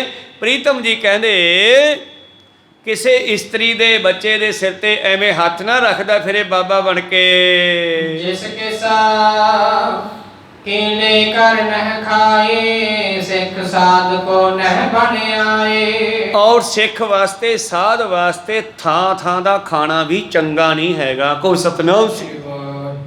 ਕਈ ਵਾਰੀ ਜੇ ਭਲਾ ਇੱਥੇ ਤੁਸੀਂ ਬੜਾ ਸਤਿਕਾਰ ਕਰਦੇ ਹੋ ਸਾਡਾ, ਤੇ ਜੇ ਅਸੀਂ ਉੱਥੇ ਗੋਲ ਗੱਪੇ ਖਾਈ ਜਾਏ ਹੋਈਏ ਤੇ ਫਿਰ ਤੁਸੀਂ ਕੀ ਕਹੋਗੇ? ਕਹੋ ਸਤਿਨਾਮ ਰੇਹੜੀ ਤੇ ਖੜੇ, ਕਿਉਂਕਿ ਝੂਠ ਹੀ ਝੂਠ ਆ ਉੱਥੇ। ਔਰ ਇਸ ਕਰਕੇ ਜੀਭ ਤਾਂ ਬੜੀ ਪਾਣੀ ਛੱਡਦੀ ਆ ਵੀ ਆਹ ਵੀ ਖਾ ਲਈਏ, ਆਹ ਵੀ ਖਾ ਲਈਏ। ਫਿਰ ਧਰਮ ਦੇ ਵੱਲ ਵੀ ਦੇਖਣਾ ਚਾਹੀਦਾ ਮਨੁੱਖ ਨੂੰ ਕਿ ਮੇਰੀ ਜਿਹੜੀ ਹੈ ਪਦਵੀ ਕੀ ਹੈ। ਕਹੋ ਸਤਿਨਾਮ। ਤਾਂ ਤੇ ਭੋਜਨ ਵੀ ਸਾਨੂੰ ਆਪਣੇ ਧਰਮ ਦੇ ਮੁਤਾਬਕ ਕਰਨਾ ਚਾਹੀਦਾ ਹੈ। ਮੇਰੇ ਪ੍ਰੀਤਮ ਜੀ ਕਹਿੰਦੇ ਫਿਰ ਥਾਂ ਥਾਂ ਦਾ ਨਹੀਂ ਖਾਣਾ ਚਾਹੀਦਾ। ਜਿਹੜਾ ਫਕੀਰ ਹੈ, ਜਿਹੜਾ ਸਿੱਖ ਹੈ, ਜਿਹੜਾ ਸੇਵਕ ਹੈ, ਉਸ ਨੂੰ ਇਹ ਵੀ ਦੇਖਣਾ ਪੈਂਦਾ ਕਿ ਇਹਦੀ ਕਮਾਈ ਕਿਹੋ ਜਿਹੀ ਹੈ। ਤੇ ਉਦਾਹਰਨ ਬਾਬੇ ਨਾਨਕ ਤੇ ਮਲਕ ਭਾਗੋ ਦੀ ਤੁਹਾਡੇ ਸਾਹਮਣੇ ਆ। ਕਹੋ ਸਤਿਨਾਮ। ਉੱਥੇ ਪ੍ਰਸ਼ਾਦਿਆਂ ਵਿੱਚ ਖੂਨ ਤਾਂ ਨਹੀਂ ਪਾਇਆ ਸੀਗਾ, ਦੇਸੀ ਘਿਓ 'ਚ ਬਣੇ ਸੀ। ਪਰ ਦੇਸੀ ਘਿਓ ਆਇਆ ਕਿੱਥੋਂ ਸੀਗਾ? ਬਾਬਾ ਜੀ ਨੇ ਉਹ ਕੁੰਡੀ ਫੜੀ ਹੈ ਕਿ ਦੇਸੀ ਘਿਓ ਆਇਆ ਲੋਕਾਂ ਨੂੰ ਰਿਸ਼ਵਤਾਂ ਲੈ ਕੇ, ਲੋਕਾਂ ਨੂੰ ਦੁੱਖ ਦੇ ਕੇ, ਟੈਕਸ ਲਾ ਕੇ, ਜਿਵੇਂ ਅੱਜ ਦੇ ਮੰਤਰੀ ਕਰਦੇ ਆ। ਇਹ ਜਿਹੜਾ ਪੈਸਾ ਇਹਨਾਂ ਦੇ ਕੋਲ ਆਇਆ 2 ਨੰਬਰ ਦਾ, ਤੇ ਉਹ 2 ਨੰਬਰ ਦਾ ਪੈਸਾ ਜੇ ਕੋਈ ਸਾਧੂ ਉਹਦਾ ਬਣਿਆ ਭੋਜਨ ਖਾ ਗਿਆ ਤਾਂ ਉਹਦੀ ਸਮਾਧੀ ਭੰਗ ਹੋ ਜਾਣੀ, ਉਹਦਾ ਧਿਆਨ ਨਹੀਂ ਲੱਗਣਾਗਾ। ਇਹ ਗੱਲ ਬਾਬੇ ਨੇ ਮਲਕ ਭਾਗੋ ਨੂੰ ਕਹੀ। ਹਾਂ ਮੈਂ ਨਹੀਂ ਖਾਂਦਾਗਾ। ਕਹਿੰਦੇ ਕਿਉਂ? ਇਹਨੂੰ ਕੀ ਹੋਇਆ? ਦੇਸੀ ਘਿਓ 'ਚ ਬਣਾਇਆ ਹੈ। ਪਾਤਸ਼ਾਹ ਕਹਿੰਦੇ ਮੈਨੂੰ ਤਾਂ ਲੱਗਦਾ ਖੂਨ 'ਚੋਂ ਬਣਿਆ। ਪੂਰੀਆਂ ਚੱਕ ਕੇ ਕੰਨ ਨੂੰ ਲਾ, ਕਹਿੰਦੇ ਮੈਨੂੰ ਤਾਂ ਚੀਕਾਂ ਵੀ ਸੁਣਦੀਆਂ ਇਹਨਾਂ 'ਚੋਂ ਲੋਕਾਂ ਦੀਆਂ। ਕਹੋ ਸਤਿਨਾਮ। ਆ ਚੀਕਾਂ ਲੋਕ ਕਿੰਨੀਆਂ ਮਾਰਨ ਲੱਗੇ ਆ, ਮੰਤਰੀ ਆਪਦੀ ਮਨਮਰਜ਼ੀ ਕਰੀ ਜਾਂਦੇ ਆ। ਕਹੋ ਸਤਿਨਾਮ। ਤੋ ਇਹੋ ਜਿਹੇ ਲੋਕਾਂ ਦਾ ਖਾਣਾ ਵੀ ਸਿੱਖ ਸਾਧ ਵਾਸਤੇ ਚੰਗਾ ਨਹੀਂ ਹੈਗਾ। ਇਸ ਕਰਕੇ ਸਿੱਖ ਬਣਨਾ, ਜੇ ਤੂੰ ਸਾਧ ਬਣਨਾ, ਫਕੀਰ ਬਣਨਾ, ਤੇਰੀ ਮਰਜ਼ੀ ਹੈ। ਪਰ ਯਾਦ ਰੱਖੀ ਥਾਂ ਥਾਂ ਦਾ ਖਾਣਾ ਵੀ ਚੰਗਾ ਨਹੀਂ। ਇਸ ਕਰਕੇ ਜਿਸ ਕਿਸ ਕੀ ਲੈ ਕਰਨਾ ਖਾਏ। ਗੁਰੂ ਅਮਰਦਾਸ ਜੀ ਦੇ ਨਾਲ ਇੱਕ ਰਸਤੇ 'ਚੋਂ ਬ੍ਰਹਮਚਾਰੀ ਰਲ ਗਿਆ। 20 ਵਾਰੀ ਗੰਗਾ ਦੀ ਯਾਤਰਾ ਕਰਕੇ ਆਏ, 20ਵੀਂ ਵਾਰ ਵਾਪਸ ਆ ਰਹੇ ਆ। ਇੱਕ ਬ੍ਰਹਮਚਾਰੀ ਰਲ ਗਿਆ ਔਰ ਗੁਰੂ ਅਮਰਦਾਸ ਜੀ ਉਹਨੂੰ ਆਪਣੇ ਘਰ ਲੈ ਗਏ, ਕਿਉਂਕਿ ਉਹਦੇ ਬਾਸਰਕੇ ਦੇ ਨੇੜੇ ਪਹੁੰਚ ਕੇ ਰਾਤ ਪੈ ਗਈ, ਉਹਨੇ ਗਾਂਹ ਜਾਣਾ ਸੀਗਾ। ਪਾਤਸ਼ਾਹ ਕਹਿੰਦੇ ਅੱਜ ਤੂੰ ਸਾਡੇ ਕੋਲ ਹੀ ਰੁਕ ਜਾ। ਰੁਕ ਜਾਂਦੇ ਆ। ਪ੍ਰਸ਼ਾਦਾ ਬਣ ਗਿਆ। ਗੁਰੂ ਪਿਆਰਿਓ, ਉਸ ਬ੍ਰਹਮਚਾਰੀ ਨੇ ਕਿਤੇ ਕੁਦਰਤੀ ਪੁੱਛ ਲਿਆ ਅਮਰਦਾਸ ਤੇਰਾ ਗੁਰੂ ਕੌਣ ਹੈ? ਉਹ ਕਹਿੰਦੇ ਗੁਰੂ ਦੀ ਕੀ ਲੋੜ ਹੈ, ਆਪਾਂ ਤਾਂ ਗੰਗਾ ਦੀ ਯਾਤਰੀ ਆ। ਕਹੋ ਸਤਿਨਾਮ। ਕਹਿੰਦੇ ਤੂੰ ਹਜੇ ਨਗੁਰਾ ਹੀ ਆ, ਹਜੇ ਗੁਰੂ ਧਾਰਨ ਨਹੀਂ ਕੀਤਾ? ਕਹਿੰਦਾ ਨਹੀਂ। ਕਹਿੰਦੇ ਜਾਓ, ਮੈਂ ਤਾਂ ਆਪਦੀ ਯਾਤਰਾ ਹੀ ਖਰਾਬ ਕਰ ਲਈ ਹੈ। ਔਰ ਬਿਨਾਂ ਪ੍ਰਸ਼ਾਦਾ ਛਕਿਆ ਜਿੱਥੇ ਉਹਨੇ ਰਾਤ ਕੱਟਣੀ ਸੀ, ਅੱਧੀ ਰਾਤ ਨੂੰ ਜੋੜੇ ਪਾ ਕੇ ਤੁਰ ਗਿਆ। ਤੇ ਗੁਰੂ ਅਮਰਦਾਸ ਜੀ ਦੇ ਮਨ ਤੇ ਕਿੱਡੀ ਠੇਸ ਲੱਗੀ, ਕਿੱਡੀ ਚੋਟ ਲੱਗੀ ਉਸ ਗੱਲ ਦੀ ਕਿ ਸਾਰੀ ਰਾਤ ਗੁਰੂ ਨੂੰ ਲੱਭਣ ਲਈ ਸੋਚਦੇ ਰਹੇ। ਚਰਨ ਸ਼ਨ ਗੁਰੂ ਏਕ ਪੈਂਡਾ ਜਾਏ ਚੱਲ, ਸਤਿਗੁਰੂ ਕੋਟ ਪੈਂਡਾ ਆਗਿਆ ਹੋਏ ਲੈ। ਤਾਂ ਉਹ ਸੋਚਦੇ ਰਹੇ। ਤੜਕੇ ਨੂੰ ਗੁਰੂ ਦੀ ਦੱਸ ਪੈ ਗਈ, ਬੀਬੀ ਅਮਰੋ ਦੇ ਪਿਤਾ ਗੁਰੂ ਸਨ। ਕਹੋ ਸਤਿਨਾਮ। ਗੁਰੂ ਅੰਗਦ ਦੇਵ ਜੀ ਮਹਾਰਾਜ। ਇਸ ਕਰਕੇ ਸਿੱਖ ਸਾਧ ਵਾਸਤੇ ਥਾਂ ਥਾਂ ਦਾ ਖਾਣਾ ਵੀ ਚੰਗਾ ਨਹੀਂ। ਇਹਦੇ ਨਾਲ ਵੀ ਸਾਡੀ ਜਿਹੜੀ ਹੈ ਬਿਰਤੀ ਭੰਗ ਹੁੰਦੀ ਹੈ। ਔਰ ਭੋਜਨ ਪਕ ਖਾਏ ਸਭ ਕੇਰਾ, ਤਿਸ ਕੋ ਟੋਟਾ ਪਰਹਿ ਵਡੇਰਾ। ਜਿਹੜਾ ਥਾਂ ਥਾਂ ਦਾ ਖਾਂਦਾ ਫਿਰਦਾ ਉਹਨੂੰ ਵੀ ਵੱਡਾ ਘਾਟਾ ਪੈਂਦਾ ਹੈ। ਕਿਉਂਕਿ ਮਿੱਤਰੋ ਬਾਣੀ ਦਾ ਬਚਨ ਹੈ, ਲਏ ਦਿੱਤੇ ਬਿਨ ਰਹੇ ਨਾ ਕੋਈ। ਲੈਣ ਦੇਣ ਤਾਂ ਕਰਨਾ ਹੀ ਪੈਂਦਾ ਹੈ। ਜੇ ਸਾਨੂੰ ਕੋਈ ਕੁਝ ਦੇ ਰਿਹਾ, ਸਾਨੂੰ ਉਹਦੇ ਵੱਟੇ ਕੁਝ ਦੇਣਾ ਪਊਗਾ, ਐਵੇਂ ਨਹੀਂ ਦਿੱਤਾ ਜਾ ਸਕਦਾ। ਇਸ ਕਰਕੇ ਜਦੋਂ ਕੋਈ ਅਸੀਂ ਗ੍ਰਸਤੀਆਂ ਕੋਲੋਂ ਜਾ ਕੇ ਮੰਗ ਕੇ ਖਾਵਾਂਗੇ ਤੇ ਸਾਨੂੰ ਜਿਹੜਾ ਭਜਨ ਹੈ ਉਹ ਵੀ ਉਦੋਂ 10 ਗੁਣਾ ਵੱਧ ਕਰਨਾ ਪਊਗਾ, ਤਾਂ ਜਾ ਕੇ ਗੱਲ ਬਣਨੀ ਆ। ਕਹੋ ਸਤਿਨਾਮ। ਗ੍ਰਸਤੀ 24 ਘੰਟਿਆਂ 'ਚੋਂ ਗੁਰੂ ਪਿਆਰੋ 2.5 ਘੰਟੇ ਤਾਂ ਸਭ ਦੇ ਬਣਦੇ ਐ। ਪਰ ਜੇ ਘੱਟ ਵੀ ਕਰ ਲਵੇ ਤੇ ਚੱਲ ਜੂਗਾ। ਪਰ ਸਾਧ ਵਾਸਤੇ ਜੋ ਗ੍ਰਸਤੀਆਂ ਤੋਂ ਮੰਗ ਕੇ ਲਿਆ ਕੇ ਖਾਂਦਾ ਹੈ, ਗ੍ਰਸਤੀ ਉਹਦੀਆਂ ਲੋੜਾਂ ਪੂਰੀਆਂ ਕਰਦੇ ਹੈ। ਕੋਈ ਕੱਪੜਾ ਦੇ ਗਿਆ, ਕੋਈ ਪੈਸੇ ਦੇ ਗਿਆ, ਕੋਈ ਦੁੱਧ ਦਾ ਡੋਲੂ ਦੇ ਗਿਆ, ਕੋਈ ਰੋਟੀ ਦੇ ਗਿਆ, ਤੇ ਉਹ ਫਰੀ 'ਚ ਨਹੀਂ ਦੇ ਰਹੇ। ਤੂੰ ਇਹ ਮਤ ਸੋਚੀ ਕਿ ਤੂੰ ਉਹਨੂੰ ਕੁਝ ਦੇ ਨਹੀਂ ਰਿਹਾ। ਪਰਮੇਸ਼ਰ ਨੇ ਤੇਰੀ ਭਗਤੀ ਆਟੋਮੈਟਿਕ ਹੀ ਨੈਟ ਸਿਸਟਮ ਨਾਲ ਕਨਵਰਟ ਕਰ ਦੇਣੀ ਆ। ਤੇਰੀ ਭਗਤੀ ਦਾ ਫਲ ਉਹਦੇ ਕੋਲ ਚਲਿਆ ਜਾਣਾ। ਕਹੋ ਸਤਿਨਾਮ। ਐਵੇਂ ਕੌਣ ਕਿਸੇ ਨੂੰ ਖਵਾਉਂਦਾ ਬਈ? ਮੇਰੇ ਪ੍ਰੀਤਮ ਜੀ ਕਹਿੰਦੇ ਇਸ ਕਰਕੇ ਐਵੇਂ ਥਾਂ ਥਾਂ ਦਾ ਖਾਣਾ ਵੀ ਚੰਗਾ ਨਹੀਂ, ਜਿੰਨੀ ਲੋੜ ਆ ਉਹਨਾਂ ਖਾਓ, ਨਹੀਂ ਤਾਂ ਬਹੁਤ ਵੱਡਾ ਘਾਟਾ ਪੈਂਦਾ ਹੈ ਜੀ ਦੋਹਰਾ।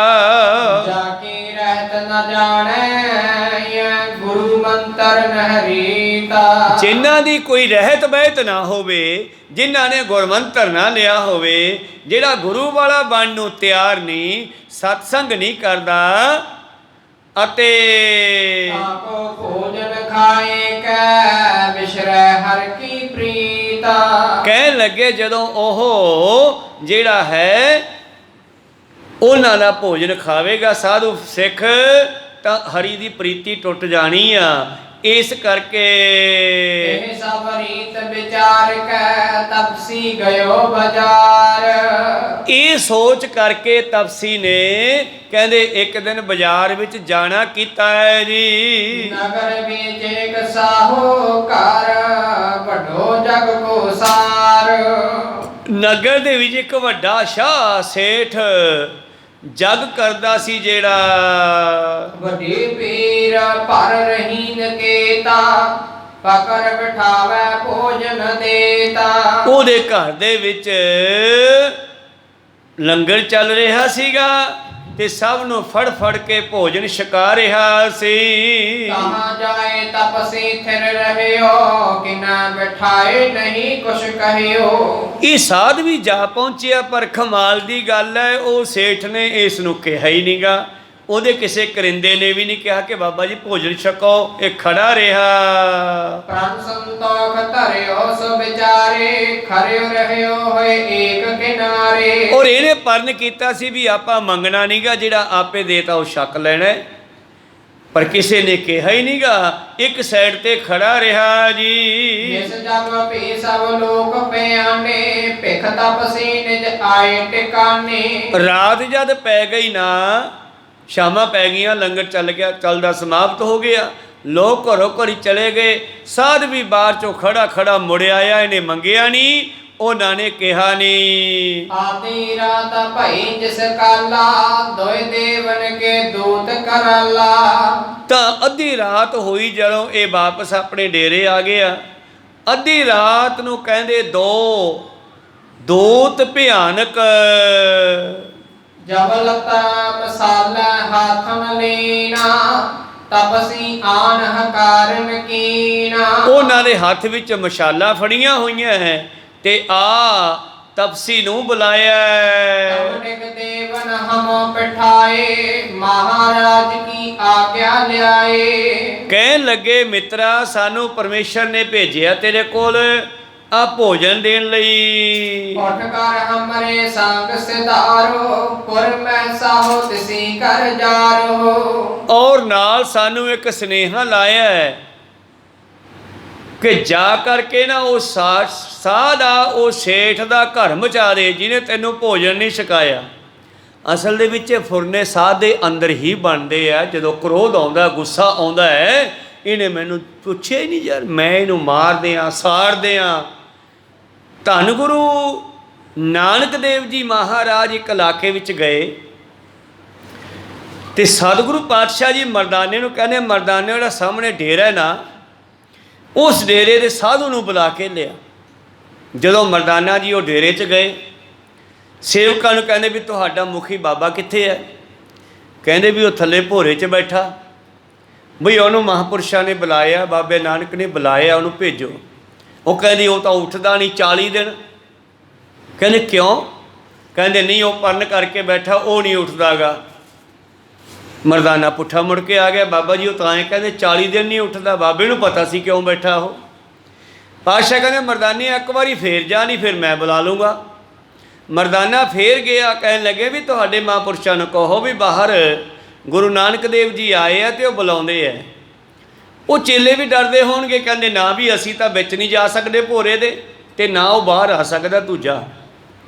ਉਹ ਜਾ ਕੇ ਕਹਿੰਦਾ ਜੀ ਉਹ ਨਹੀਂ ਆਉਂਦਾ ਕਿਸੇ ਤਰ੍ਹਾਂ ਵੀ।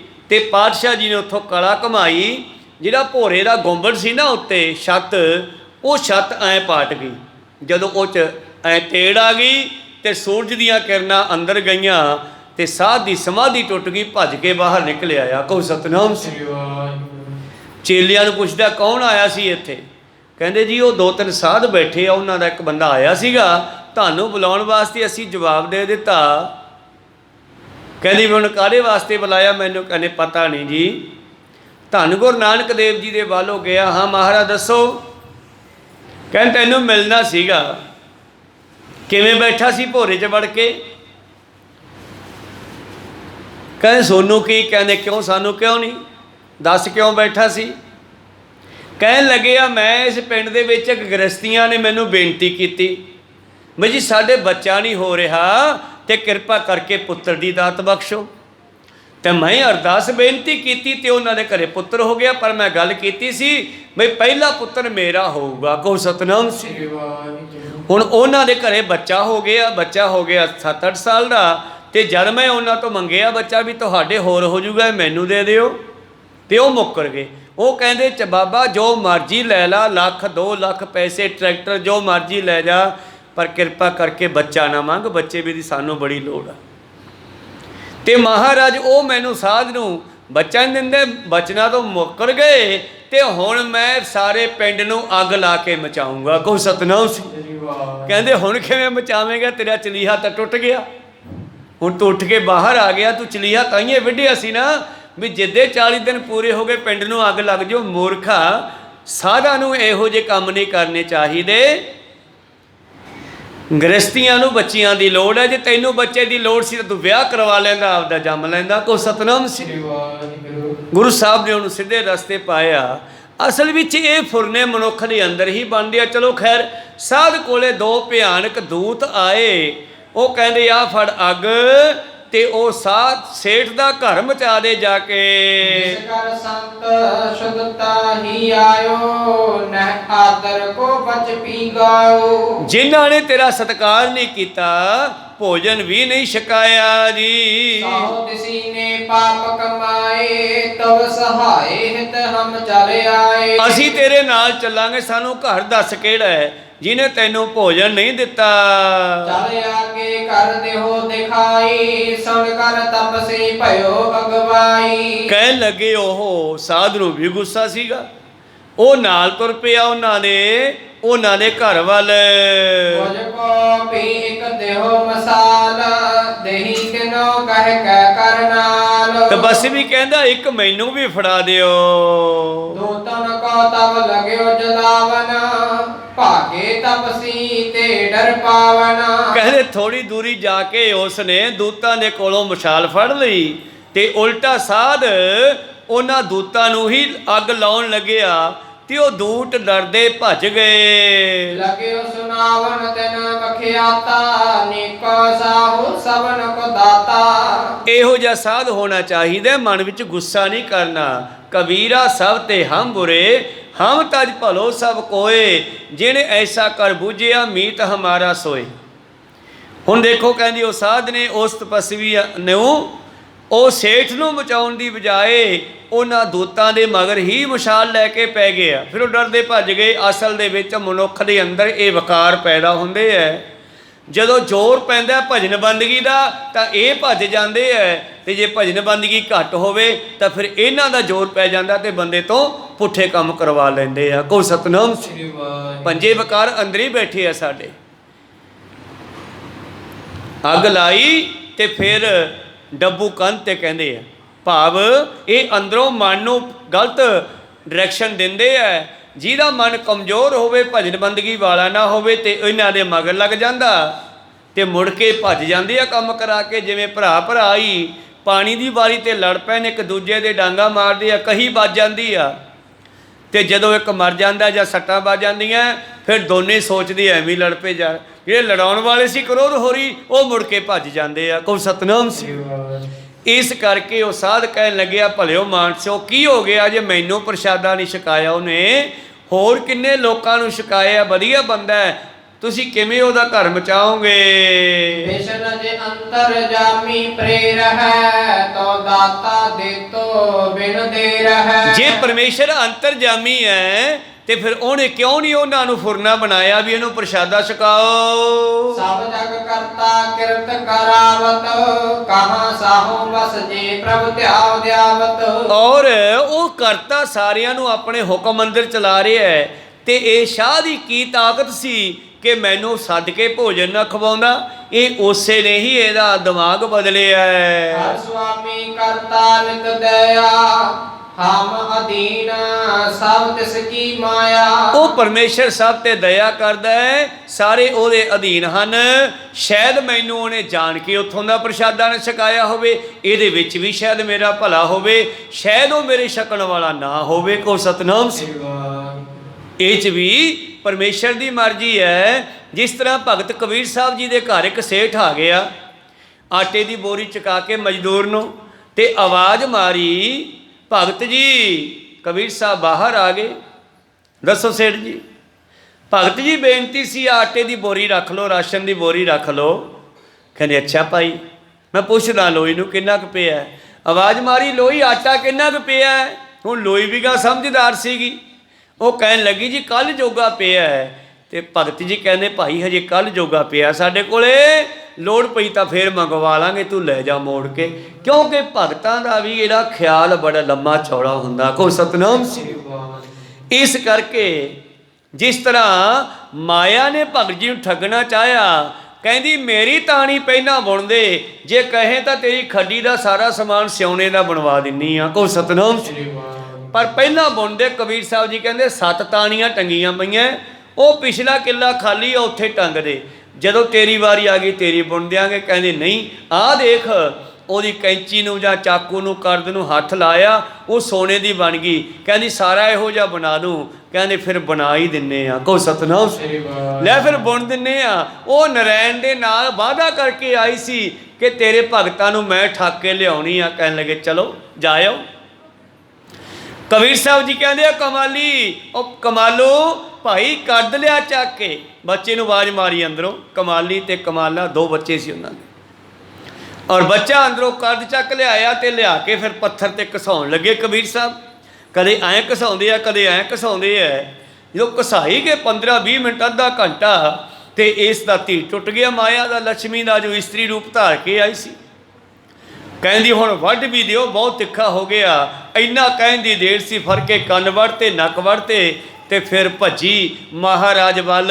ਤੇਰੇ ਭਗਤ ਬੜੇ ਗੰਦੇ ਐ, ਨਾਕੋ ਕਾਟੀ ਕਾਨੋ ਕਾਟੀ, ਕਾਟ ਕੂਟ ਕੇ ਡਾਰੀ। ਕਹੋ ਕਬੀਰ ਸੰਤਨ ਕੀ ਬੈਨ ਤੀਨ ਲੋਕ ਕੀ ਪਿਆਰੀ। ਇਹ ਜਿਹੜੇ ਭਗਤ ਹੁੰਦੇ ਐ, ਇਹ ਗੱਲ ਉਹਨਾਂ ਨੂੰ ਸਮਝ ਆ ਜਾਂਦੀ ਹੈ।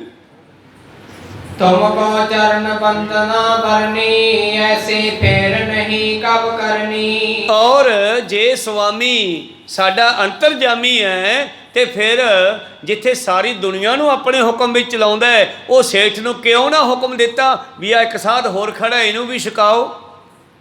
ਜੇ ਉਹਨੇ ਛਕਾਉਣੀ ਹੁੰਦੀ ਤੇ ਉਹ ਛਕਾ ਸਕਦਾ ਸੀ। ਇਸ ਕਰਕੇ ਜਾਓ ਤੁਸੀਂ, ਮੈਨੂੰ ਲੋੜ ਨਹੀਂ ਹੈ ਇਹਨਾਂ ਦਾ ਘਰ ਸਾੜਨ ਦੀ। ਗੁਰ ਕਹਿ ਤੋਨਾ ਤਿਆਗੀ ਬਣ ਹੈ ਤਾਂ ਐਸਾ ਹੋਣਾ। ਤਾਂ ਤੇ ਪੁੱਤਰ ਦੇਖ ਲਾ, ਜੇ ਤਾਂ ਬਣਨਾ ਤਿਆਗੀ, ਘਰ-ਬਾਰ ਛੱਡ ਕੇ ਜੰਗਲਾਂ ਨੂੰ ਜਾਣਾ, ਭਜਨ ਬੰਦਗੀ ਕਰਨੀ ਹੈ, ਤੇ ਐਦਾਂ ਦਾ ਜੀਵਨ ਬਣਾਉਣਾ ਪਊਗਾ। ਕਿਸੇ ਤੇ ਗੁੱਸਾ ਨਹੀਂ ਕਰਨਾਗਾ। ਕਬੀਰ ਸਭ ਤੇ ਹਮ ਬੁਰੇ, ਹਮ ਤਜ ਭਲੋ ਸਭ ਕੋਏ, ਜਿਨੇ ਐਸਾ ਕਰ ਬੁਝਿਆ ਮੀਤ ਹਮਾਰਾ ਸੋਏ। ਜੇ ਤੂੰ ਐਦਾਂ ਦਾ ਬਣ ਸਕਦਾ ਹੈ ਤੇ ਮੇਰੇ ਵੱਲੋਂ ਉਦਾਸੀ ਬਣ ਜਾ, ਤਿਆਗੀ ਹੋ ਜਾ, ਸੰਸਾਰ ਨੂੰ ਤਿਆਗ ਕੇ ਲੱਗ ਜਾ ਰੱਬ ਦੇ ਨਾਲ। ਪਰ ਅਵਗੁਣ ਚਿਤਵਾ ਨਹਿ ਕੋਈ, ਸੁਣ ਕਰ ਨਿਮਰ ਦੂਤ ਦਵੈ ਹੋਈ। ਔਰ ਕਿਸੇ ਦਾ ਔਗਣ ਨਹੀਂ ਚਿਤਾਰਨਾ, ਨਿਮਰਤਾ ਰੱਖਣੀ ਹੈ। ਇਸ ਕਰਕੇ ਇਹ ਦੋਨੇ ਤੇਰੇ ਦੂਤ ਹੋਣੇ ਚਾਹੀਦੇ ਆ। ਉਹ ਤਾਂ ਮਾੜੇ ਦੂਤ ਹੈ ਵਿਕਾਰਾਂ ਵਾਲੇ, ਤੇ ਚੰਗੇ ਦੂਤ। ਪਰ ਕਾ ਬੁਰਾ ਨਾ ਰਾਖੋ ਚੀਤ, ਤੁਮ ਕੋ ਦੁੱਖ ਨਹੀਂ ਪਾਈ ਮੀਤ। ਇਹ ਤੋਰੇ ਦੋਨੇ ਸਾਥੀ ਹੋਣੇ ਚਾਹੀਦੇ ਆ ਜੀਵਨ ਦੇ। ਕਿਸੇ ਦਾ ਬੁਰਾ ਨਹੀਂ ਸੋਚਣਾ, ਕਿਸੇ ਦੇ ਔਗਣ ਜਿਹੜੇ ਹੈ ਦੁਨੀਆ ਵਿੱਚ ਦੱਸਦੇ ਨਹੀਂ ਫਿਰਨਾ। ਵਿਦਾ ਹੋਏ ਪਹੁੰਚੇ ਦਰਬਾਰਾ, ਮਹਾਰਾਜ ਸੰਗ ਸਗਲ ਉਚਾਰਾ। ਔਰ ਉਹ ਦੂਤ ਜਿਹੜੇ ਸਨ ਕਹਿੰਦੇ ਭੱਜ ਗਏ, ਪਰਮੇਸ਼ਰ ਕੋਲ ਚਲੇ ਗਏ। ਪਰਚਿਓ ਪਰਪਾ ਸਚ ਪਰਚੇ ਵਿੱਚ ਸਾਚਾ, ਗਇਓ ਸੰਤੋਖ ਉਬਾਚ ਨ ਜਾਚਾ। ਇਹ ਵੀ ਪਰਮੇਸ਼ਰ ਨੇ ਉਹਦੀ ਪ੍ਰੀਖਿਆ ਲਈ ਸੀਗੀ। ਜਾ ਕੇ ਕਹਿੰਦੇ ਮਹਾਰਾਜ, ਉਹ ਤੇਰਾ ਸਾਥ ਤਾਂ ਸੱਚ ਵਿੱਚ ਜੁੜਿਆ ਹੋਇਆ ਹੈ, ਉਹਨੇ ਸਾਡੀ ਗੱਲ ਨਹੀਂ ਮੰਨੀ, ਉਹ ਆਪਣੇ ਸੰਤੋਖ ਤੇ ਖੜਾ ਹੈ। ਕਰਤਾ ਪੁਰਖ ਮਹਾਨ ਪ੍ਰਸੰਨੇ, ਗੁਣ ਸੰਤੋਖ ਆਦ ਮਨ ਮੰਨੇ। ਇਸ ਕਰਕੇ ਇਹ 5 ਗੁਣ ਜਿਹੜੇ ਧੁਰੋਂ ਲੈ ਕੇ ਆਇਆ, ਦਇਆ, ਧਰਮ, ਸਤ, ਸੰਤੋਖ ਆਦਿ 4 ਪਦਾਰਥ ਲੈ ਜਗ ਆਇਆ, ਸ਼ਿਵ ਸ਼ਕਤੀ ਕਰ ਵਾਸਾ ਪਾਇਆ। ਇਹਨਾਂ ਪਦਾਰਥਾਂ ਨੂੰ ਸੰਭਾਲ ਕੇ ਰੱਖੋ। ਪਰ ਮਨੁੱਖ ਨੇ ਤਾਂ ਸ਼੍ਰੋਮਣੀ ਪਦਾਰਥ ਹੀ ਛੱਡ ਦਿੱਤਾ। ਏਕ ਵਿਸਾਰੇ ਤਾਂ ਪਿੜਹਾਰੇ, ਅੰਧਲੇ ਨਾਮ ਵਿਸਾਰਾ ਹੈ। ਪਾਤਸ਼ਾਹ ਜੀ ਨੇ ਫਕੀਰ ਬਣਨਾ ਦੱਸਿਆ। ਜੇ ਫਕੀਰ ਬਣਨਾ ਤੇ ਐਦਾਂ ਦਾ ਬਣਨਾ ਪੈਣਾ। ਦੇਖ ਲਾ, ਕਰਤਾ ਪੁਰਖ ਇਸ ਗੱਲ ਤੇ ਖੁਸ਼ ਹੁੰਦਾ ਹੈ ਜੇ ਬੰਦੇ ਅੰਦਰ ਇਹ ਗੁਣ ਹੋਣ। ਜੇ ਗੁਣ ਹੋਵਣ ਸਾਜਣਾ ਮਿਲ ਸਾਂਝ ਕਰੀਜੈ, ਸਾਂਝ ਕਰੀਜੈ ਗੁਣਾ ਕੇਰੀ, ਛੋੜੇ ਅਵਗੁਣ ਚੱਲੀਐ।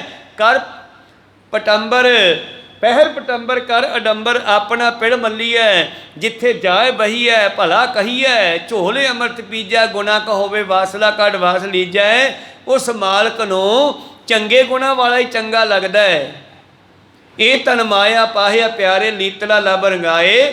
ਮੇਰਾ ਕੰਤ ਨਾ ਭਾਵੈ ਚੋਲੜਾ ਪਿਆਰੇ, ਕਿਉਂ ਤਨ ਸੇਜਿਆ ਜਾਏ। ਹਉ ਕੁਰਬਾਨੈ ਜਾਉ ਮਿਹਰਬਾਨਾ, ਹਉ ਕੁਰਬਾਨੈ ਜਾਉ, ਹਉ ਕੁਰਬਾਨੈ ਜਾਉ, ਤਿਨਾ ਕੇ ਲੈਣ ਜੋ ਤੇਰਾ ਨਾਉ। ਇਸ ਕਰਕੇ ਸਿੱਖਾ, ਜੇ ਤਿਆਗੀ ਬਣਨਾ ਤਾਂ ਐਦਾਂ ਦਾ ਬਣ। ਕਰਤਾ ਪੁਰਖ ਮਹਾਨ ਪ੍ਰਸੰਨੇ, ਗੁਣ ਸੰਤੋਖ ਆਦ ਮਨ ਮੰਨੇ। ਉਹ ਪਰਮੇਸ਼ਰ ਨੂੰ ਉਹ ਹੀ ਜੀਵ ਪ੍ਰਵਾਨ ਹੁੰਦੇ ਐ ਜਿਨ੍ਹਾਂ ਅੰਦਰ ਸੰਤੋਖ ਆਦਿ ਗੁਣ ਹੁੰਦੇ ਹਨ। ਆਠ ਬਿਬਾਨ ਕੋ ਨਿਕਟ ਬਲਾਇਓ, ਆਪਣ ਲੋਕ ਮੈਂ ਭੁਲੇ ਵਸਾਇਓ। ਜਦੋਂ ਜਾ ਕੇ ਦੂਤਾਂ ਨੇ ਦੱਸਿਆ ਮਹਾਰਾਜ, ਉਹਨੇ ਸਾਡੀ ਗੱਲ ਮੰਨ ਕੇ ਉਹ ਸੇਠ ਦੇ ਘਰ ਨੂੰ ਅੱਗ ਲਾਈ ਨਹੀਂ, ਉਲਟਾ ਸਾਡੇ ਮਗਰ ਪੈ ਗਿਆ ਮਸ਼ਾਲ ਲੈ ਕੇ। ਉਹ ਤਾਂ ਮਹਾਰਾਜ ਖੁਸ਼ ਹੋਏ, ਕਹਿੰਦੇ ਜਾਓ ਹੁਣ ਭਗਵਾਨ ਲੈ ਕੇ ਜਾਓ, ਫਿਰ ਉਹ ਸਾਧੂ ਨੂੰ ਬਿਠਾ ਕੇ ਲਿਆਓ। ਇਹੋ ਜਿਹੇ ਤਾਂ ਸਾਧੂ ਮੈਨੂੰ ਚੰਗੇ ਲੱਗਦੇ ਐ। ਤੇ ਆਪਣੇ ਲੋਕ ਵਿੱਚ ਵਸਾ ਦਿੱਤਾ ਹੈ। ਦੋਹਰਾ ਸ੍ਰੀ ਗੁਰੂ ਗੋਬਿੰਦ ਸਿੰਘ ਜੀ ਦੇਤ ਭਲੇ ਉਪਦੇਸਾ, ਨੰਦ ਸਿੰਘ ਸੰਗ ਨੰਦਾ ਸੁਣ ਇਹ ਮਗ ਲਖ ਦਰਵੇਸਾ। ਤੋ ਮੇਰੇ ਪ੍ਰੀਤਮ ਜੀ ਨੇ ਇਹ ਉਪਦੇਸ਼ ਉਸ ਬੱਚੇ ਨੂੰ ਸਮਝਾਉਣਾ ਕੀਤਾ ਕਿ ਫਕੀਰ ਤਿਆਗੀ ਬਣਨਾ ਤੇ ਇਦਾਂ ਦਾ ਬਣਨਾ ਹੈ। ਇਉਂ ਗੁਰੂ ਗੋਬਿੰਦ ਸਿੰਘ ਜੀ ਭਲਾ ਉਪਦੇਸ਼ ਦੇਣ ਲੱਗੇ ਔਰ ਆਨੰਦ ਸਿੰਘ ਦੇ ਨਾਲ ਇਹ ਆਨੰਦਮਈ ਬਾਤਾਂ ਕਰਨ ਲੱਗੇ ਜੀ। ਬਿਰਕਤ ਹੋਣ ਕੀ ਚਿਤ ਮਹਿ ਤੋਰੇ, ਤੋ ਇਮ ਬਣੋ ਨ ਕੋਈ ਬਹੋਰੇ। ਜੇ ਤੂੰ ਬ੍ਰਖਤ ਬਣਨਾ, ਸਾਧ ਬਣਨਾ, ਤਿਆਗੀ ਬਣਨਾ, ਇਦਾਂ ਦਾ ਬਣੀ, ਫਿਰ ਤੈਨੂੰ ਕੋਈ ਨਹੀਂ ਰੋਕੂਗਾ। ਮੈਂ ਵੀ ਨਹੀਂ ਰੋਕੂਗਾ, ਤੇਰਾ ਮਾਂ ਪਿਓ ਵੀ ਨਹੀਂ ਰੋਕੂਗਾ। ਗ੍ਰਸਤ ਪੰਥ ਦੂਸਰ ਲਖ ਲੀਜੈ, ਜੇ ਕਰ ਬੋਹੇ ਸਗਲ ਸੁਨੀਜੈ। ਜੇ ਤੂੰ ਗ੍ਰਸਤੀ ਜੀਵਨ ਧਾਰਨ ਕਰੇਗਾ, ਮੈਂ ਤੈਨੂੰ ਉਹਦੇ ਬਾਰੇ ਵੀ ਦੱਸ ਦੂੰਗਾ।